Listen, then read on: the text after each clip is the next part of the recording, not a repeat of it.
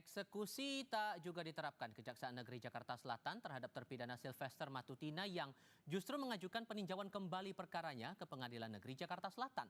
Lalu apa yang membuat jaksa seolah tidak berani mengeksekusi Sylvester dan bisakah seorang terdakwa yang belum menjalani masa pidana mengajukan PK? Kami akan diskusikan bersama para narasumber. Dua narasumber bergabung di studio Kompas TV kali ini. Ada terlapor kasus dugaan pencemaran nama baik Roy Suryo. Mas Roy, apa kabar? Alhamdulillah baik. Terima kasih sudah bergabung bersama kami. Jakarta Juga bergabung lagi. bersama kami Wakil Ketua Umum Jokowi Mania Andi Azwan. Bang Andi, apa kabar? Baik, Mas Tefal. Terima kasih sudah hadir. Dan lewat sambungan dalam jaringan juga sudah bergabung bersama kami Guru Besar Fakultas Hukum Universitas Pelita Harapan Jamin Ginting. Prof Jamin, dengan Tifal apa kabar? Sore Tifa, baik, sehat. Terima kasih sudah bergabung bersama kami. Mas Roy, seolah ada ketidakberanian. Kenapa disebut tidak berani? Karena sampai sekarang vonisnya dari Sylvester yang sudah ingkrah itu tak kunjung dilakukan oleh jaksa. Menurut Anda, kalau dari pandangan Anda pribadi, kenapa kok sampai sekarang belum juga dieksekusi nih? Ya jangankan saya, ya orang-orang yang sangat mengerti hukum, ya kayak dewanya hukum di Indonesia, Prof Mahfud misalnya juga kan mengatakan ini harus dieksekusi gitu loh. Dan bahkan beliau juga komentar mau ada PK peninjauan kembali atau tidak. Padahal kan PK itu syarat-syaratnya kan tadi ada novum atau ada kelalaian hakim, kemudian ada misalnya pemberlakuan putusan yang melebihi. Itu kan tidak ada semua. Dan yang jelas dia harus masuk duluan.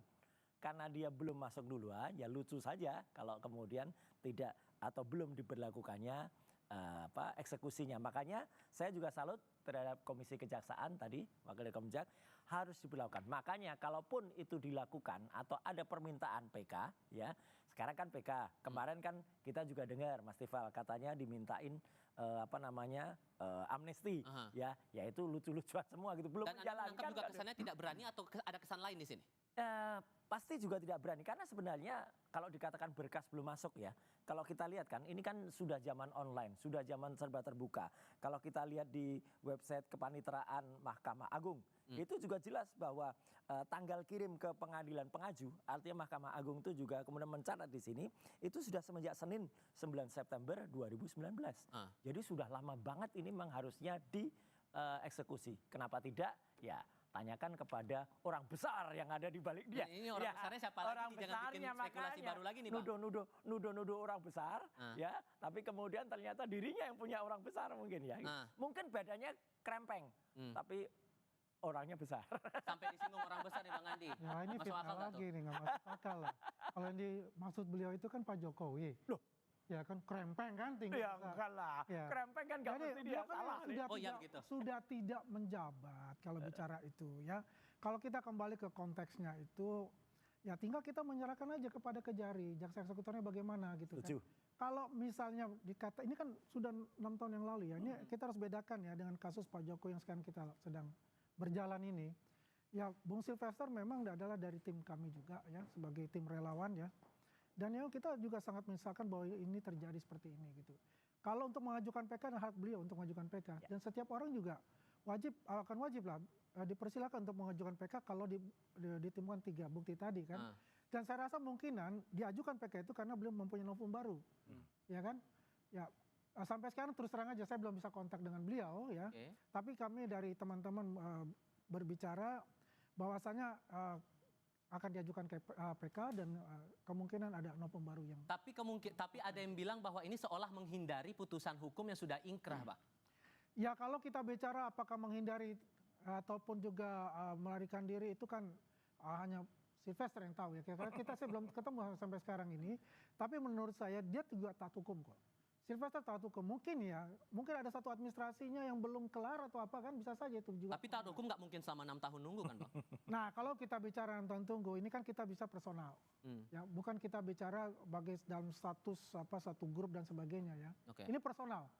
Apa yang dilakukan beliau yang bertanggung jawab sendiri untuk itu. Oke, Prof Jamin, maka muncul pertanyaannya begini Prof. Seseorang yang sudah dijatuhi pidana, sudah ingkrah tapi belum menjalani masa pidana, kemudian mengajukan PK, sah tidak proses itu? Ya, PK itu kan hak setiap orang ya. Apakah dia sudah dieksekusi atau belum dieksekusi. Itu kalau sejak ada putusan yang menyatakan berkekuatan hukum tetap dan memiliki novum, dia punya hak ya untuk mengajukan itu. Tapi begini ya, ini di pasal 270 di KUHP itu kan tugas dan kewenangan eksekusi itu ada pada jaksa. Mhm. Tetapi selain itu, kita jangan lupa di pasal 280 ada peran hakim juga di situ. Jadi hakim itu yang melakukan pengawasan dan pengamatan terhadap Hmm. pelaksanaan fungsi daripada pelaksanaan tadi itu di pasal Ya. 280 nanti lihat di KUHP. Jadi ini ada dua yang keliru ini, jaksanya dan hakimnya. Harusnya hakimnya juga punya kewajiban untuk mengawasi jaksa melaksanakan isi putusan. Nah, menurut Anda Jadi apa yang membuat ini tidak jadi kunjung dieksekusi? Apa yang salah, apa yang lalai di antara kedua belah pihak ini, jaksa dan hakim ini? ya, pada umumnya setelah putusan berkekuatan hukum tetap, maka hakim itu akan melakukan pengawasan dengan memberikan salinan putusan. Setelah salinan putusan disampaikan kepada jaksa yang melakukan eksekusi, maka akan ada pemanggilan secara sukarela kalau enggak dilakukan paksa. Nanti setelah itu kalau tidak dilaksanakan, hakim pengawas di wilayah lingkungan pengadilan tersebut akan memonitor dan mengawasi. Ya, nanti bisa lihat di pasal 280 KUHP. Ah. Dia bertanggung jawab juga untuk apakah putusannya dilaksanakan atau tidak dilaksanakan. Kalau Kalau tidak kasusnya ini lebih dilaksanakan, ke kelalaian atau memang diabaikan atau Anda punya kesan yang lain di sini? saya belum melihat apakah ada dari pengadilan tersebut yang wilayahnya itu memaksa atau meminta pelaksanaan segera melaksanakan itu ya. Walaupun tidak segera melaksanakan, harusnya itu inisiatif dari eksekutor yaitu jaksa. Nah, kalau tidak dilaksanakan baru hakim yang melakukan teguran, menegur ya, menegur jaksa kenapa kamu nggak melaksanakan ini. Nah, apakah ada nggak teguran itu dari Oke. hakim?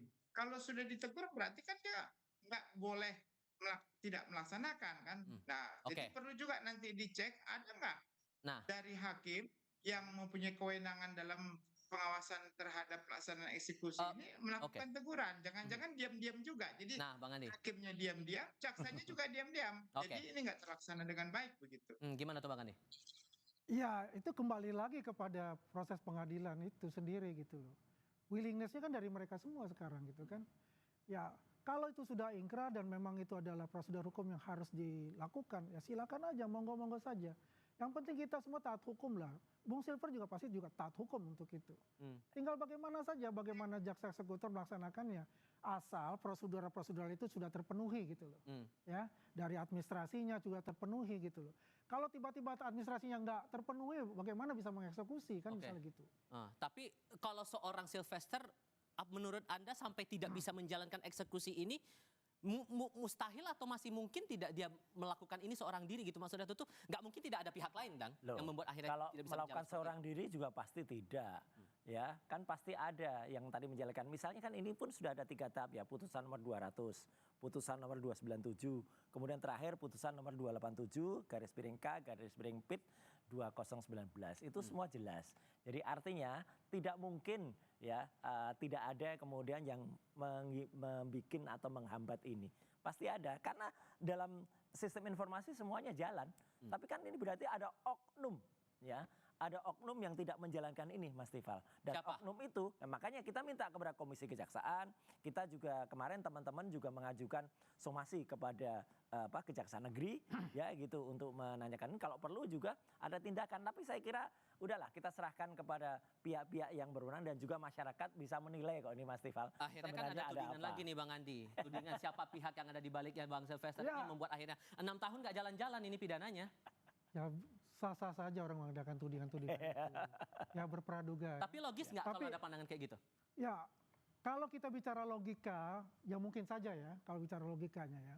Tapi apakah ini, tadi kan dijelaskan oleh Pak Prof. Jamin juga, apakah ini jaksa dan hakim ini matching nggak nih? Ya kan? Tadi kan dikatakan untuk mengajukan PK itu ada 3 tahapan itu kan. Ada putusan hakim yang salah, ya kan? ya apakah ada putusan hakim yang salah di situ gitu loh. Pertanyaan kan juga gitu, selain administrasi itu. Tapi Kalau menurut sekecil kekuasaan jaksa ataupun hakim pasti juga akan nggak berani lah menjalankan itu. Siapa? Nah makanya Ini Anda kita berani masuk nuding di sini berarti kan harus membuktikan juga. saya nggak nuding loh, saya hanya berpraduk, bukan nuding. Kalau nuding itu kan ada orang, wah ini ada bohir Kan di coba belakang ada RS. kehilapan dalam Gitu kan. putusan hakim misalnya. Nah, Ya gitu kan. Ini kan perlu dikaji ulang lagi, dikaji lagi oleh, makanya ada PK itu, apakah dari 3 komponen itu salah satunya ada itu menurut Bung Sil ya. Maka dia mengajukan PK itu. Bukti barunya apa kalau gitu? Ya, saya bilang kita tunggu dari Bung Sil lah. Buktinya apa yang diajukan dari timnya kan? Ya. Ini kan masalah. Masalahnya nggak muncul-muncul dia sampai Iya, sekarang. dia lagi Inilah cari-cari tugas kali. ya. Kalau bisa bilang gini, mungkin ya beliau juga lagi kontemplasi apa yang disusun untuk itu kan. Tapi yang jelas juga gini, ya kita tunggu niat baik dan bagaimana kinerja dari komisi pengawas ya atau komisi kejaksaan untuk melakukan ini. Anda itu digaji dengan uang rakyat ya, termasuk juga para hakim dan barusan dinaikkan gajinya, termasuk juga para jaksa ya gitu. Oke. Lakukan ini karena jangan sampai kemudian nanti ada tuduhan macam-macam kan kasihan gara-gara satu orang ini si Plester ini kemudian membuat yang lain-lain jadi buruk. Nah, saya yakin beginilah, pasti beliau juga melihat ya situasi apapun gitu ya. Pasti dia akan juga merupakan apa orang yang taat hukum untuk itu ya. Ya, Kalau apapun yang taat hukum dilakukan, udah masuk. Mbak. Ya, kita coba lihat dulu lah. Kita juga jangan berandai-andai untuk harus masuk dulu. Kalau taat hukum kenapa nggak menyerahkan diri aja? Nah, Itu benar pertanyaan yang benar ya. Iya. Ya. Makanya kita bilang apakah dia sekarang ini sedang menyusun dulu untuk penyusunan PK itu.